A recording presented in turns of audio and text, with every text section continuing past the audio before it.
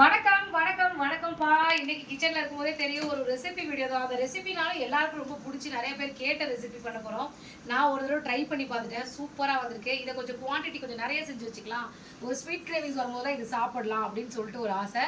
ரெண்டாவது கடைகளில் வாங்கி நம்ம ஆசை, அதுவும் எனக்கு சின்ன வயசுல இந்த பட்டர் நம்ம செய்ய போகிற பிஸ்கெட் என்னன்னா பட்டர் பிஸ்கெட் தான் பண்ண போகிறோம். இந்த பட்டர் பிஸ்கெட்டை நான் கடைகளில் ஆசையாக நிறைய வாங்கி வாங்கி சாப்பிடுவேன், எனக்கு ரொம்ப பிடிக்கும். அதை கடிச்சு அப்படியே அதை வாயிலேயே மென்று சாப்பிடும்போது அது அப்படியே நைஸாக அந்த தண்ணியிலேயே அப்படியே ஒரு மாதிரி மெல்ட் ஆகும். அதை அப்படியே இது பண்ணி சுவைச்சி சாப்பிடும்போது ரொம்ப ரொம்ப பிடிக்கும். ஸோ அந்த பட்டர் பிஸ்கெட் தான் இப்போ நம்ம பண்ண போகிறோம்.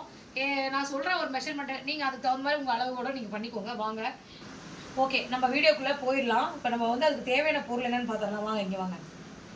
ஃபஸ்ட்டு வந்து நாட்டு சக்கரை தான் பண்ண போகிறோம். நாட்டு சக்கரை, இந்த நாட்டு சக்கரை ஒரு 7 ஏலக்காய், 7-8 ஏலக்காய் போட்டுக்கலாம். போட்டுட்டு கொஞ்சமாக கோதுமை மாவு, நம்ம இன்றைக்கி செய்ய போகிற பிஸ்கெட் வந்து கோதுமை மாவில் தான் செய்ய போகிறோம்.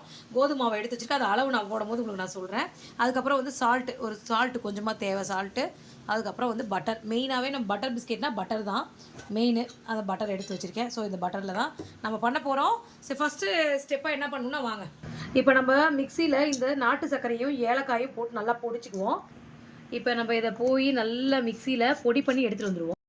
அதுக்கு முன்னாடி நம்ம வந்து பார்த்திங்கன்னா இந்த இந்த இது பேர் என்ன கண்ணு, ஏர் ஃப்ரையர். இந்த ஏர் ஃப்ரையரை ஃபஸ்ட் நம்ம வந்து ஒரு ஒரு ஒரு இது 180 டிகிரியில் ஒரு 10 மினிட்ஸ் ப்ரீ ஹீட் பண்ணிக்கலாம். ஃபஸ்ட்டு ஆன் பண்ணிவிட்டு, எது கண்ணு இந்த ஒரு ஆப்ஷனே காணுங்க, லைட்டு. ஐயோ,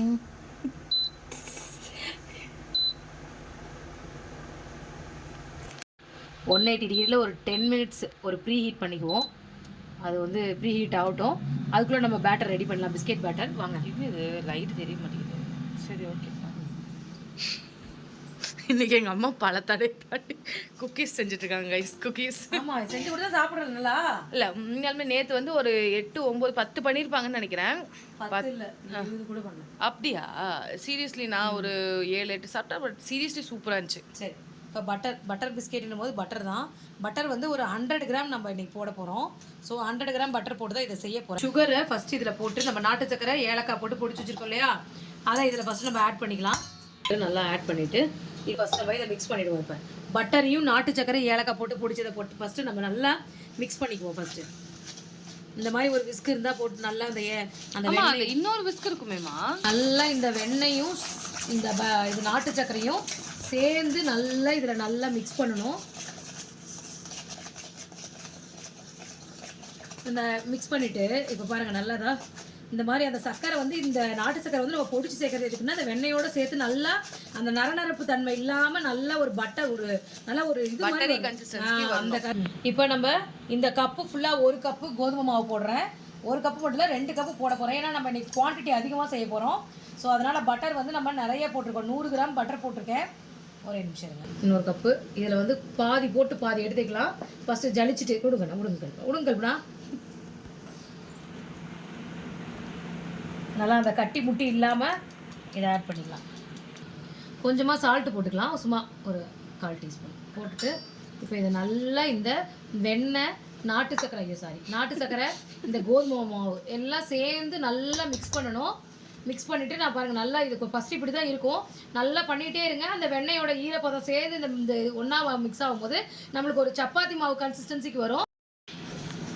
இப்போ எல்லாமே மிக்ஸ் ஆகிடுச்சு. ஸோ மிக்ஸ் ஆனோடனே நம்ம என்ன பண்ண போகிறோம்னா, அந்த இதில் ரொம்ப நேரம் பண்ணிகிட்டு இருக்க முடியாது, கையில் போட்டு நம்ம நல்லா அந்த வெண்ணையும் மாவு எல்லாம் ஒன்று சேர நம்ம நல்லா பிசைஞ்சிக்குவோம். இப்போ கொஞ்சம் மாவு வந்து ஆட் பண்ணிக்கலாம். இப்போ அந்த தூள் மாவை கொஞ்சம் ஆட் பண்ணிக்கலாம். ரத்த கொதிப்பு மாமனாருக்கு ரத்த கொதிப்பு இங்கே பாருங்க, இதில் எவ்வளோ மாவில் கட்டிட்டு பாருங்க. இங்கே பாருங்க, இதாகும்போது இது சீக்கிரத்து தான். இப்போ இதெல்லாம் ஒரு சேர்த்து நல்லா வந்து அப்படி உங்களுக்கு அது ஒன்றும் பிரச்சனை இல்லை. நம்ம வீட்டில் நல்லா ஹைஜீனிக்காக தானே செய்கிறோம். உங்களுக்கு வந்து இந்த கன்சிஸ்டன்சிக்கு வந்து பார்த்தீங்கன்னா இப்போ வந்து அந்த கோதுமை மாவு, ஐ மீன் சப்பாத்தி மாவு கன்சிஸ்டன்சிக்கு பிணையறதுக்கு பத்தலைன்னா அப்போ கொஞ்சமாக பால் அந்த இதுக்கு அந்த மிக்ஸ் பண்ணி அந்த இது கன்சிஸ்டன்சிக்கு வரதுக்கு கொஞ்சமாக பால் நம்ம ஆட் பண்ணிக்கலாம். இப்போ நம்ம நல்லா மாவை வந்து இதாக பண்ணிட்டோம். அந்த ஒரு கோதுமை மாவு கன்சிஸ்டன்சி வரதுக்கு கொஞ்சம் கொஞ்சமாக பால் சேர்த்து நம்ம பிசைஞ்சுக்குவோம். கன்சிஸ்டன்சிக்கு கொஞ்சம் பால் கொஞ்சம் வெண்ணெயும் நான் திருப்பி ஆட் பண்ணியிருக்கேன். இந்த மாதிரி கன்சிஸ்டன்சியில் வந்ததுன்னா நம்ம பிஸ்கெட் செய்கிறதுக்கு நல்லா சூப்பரான ஒரு இது டோ நம்மளுக்கு கிடச்சிருச்சு. இப்போ நம்மளுக்கு என்னென்ன மாதிரி டிசைன் வேணுமோ நம்ம அந்த அளவுக்கு போட்டுக்கலாம். இருங்க இப்போ நான் வந்து ஒரு நிமிஷம் இருங்க. ஹாட்டில் இந்த மாதிரி நம்ம வந்து ஒரு ஷேஃப் நம்மளாக பார்த்து ஷேஃப் எடுத்துக்கலாம். கல்ஃபாக சிரிக்கிறாங்க இதை பார்த்தா அப்படின்ட்டு. அப்படிலாம் இல்லை, சூப்பராக இருக்கும் பாருங்கள். பேக் பண்ணி வரும்போது இப்போ நான் ஷேஃப் கொடுக்குறேன். அதுக்காக தான். சதுரமாக வைக்கலாம், ரவுண்டாக வைக்கலாம், நம்மளுக்கு எப்படி தேவையோ அப்படி வச்சுக்கலாம். ஓகே, இதை வந்து நான் இப்போ வந்து கட் பண்ணுறேன்.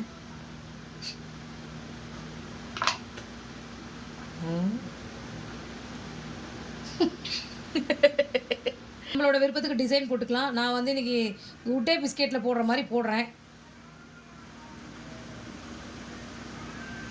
அப்படியே எடுத்து நம்மளோட ஏர் ஃப்ரையரோட அந்த அந்த அந்த பட்டர் ஷீட்டில் நம்ம 4 ஸ்பூன் வச்சு 1 2 3 போதும்ல.